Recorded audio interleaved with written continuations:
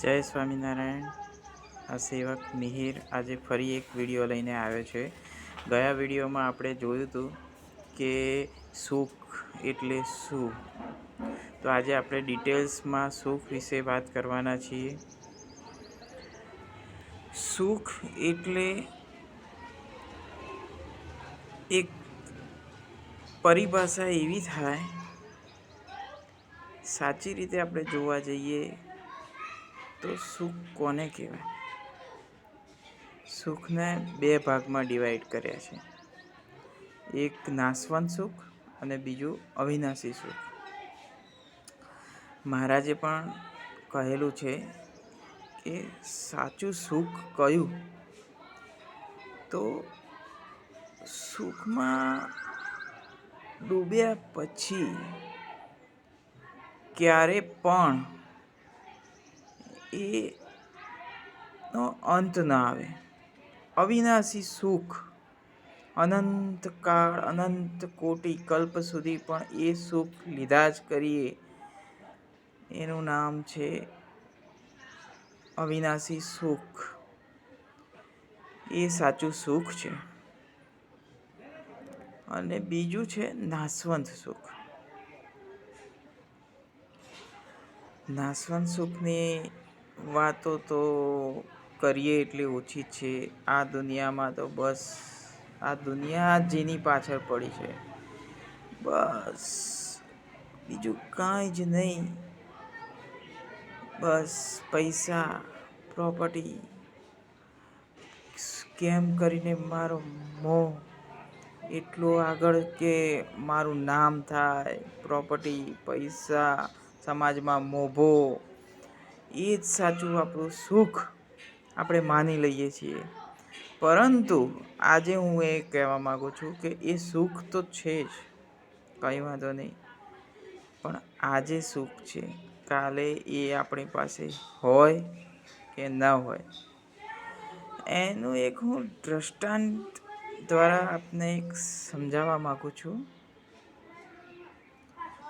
એકવાર એક શેઠે એક મોટો મહેલ બનાવ્યો, એક મોટી હવેલી બનાવી અને એમાં પધરામણીમાં એક સંતને બોલાયા.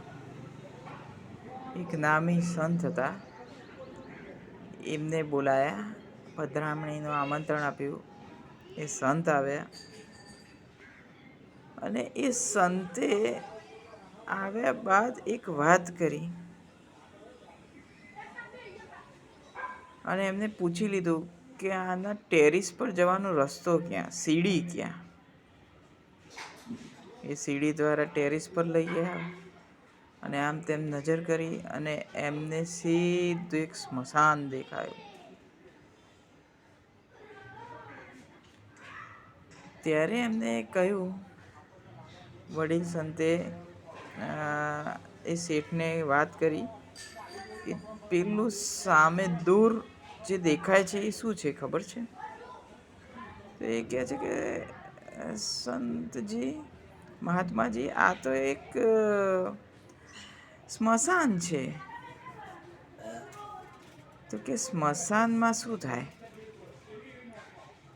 કે સ્મશાનમાં ગયેલો માણસ, દેહ પડ્યા પછી ગયેલો માણસ ત્યાં દેહનો અંત આવે છે અને એ કદી પાછો આવતો નથી, તાકી એનો મોક્ષ થઈ જાય છે.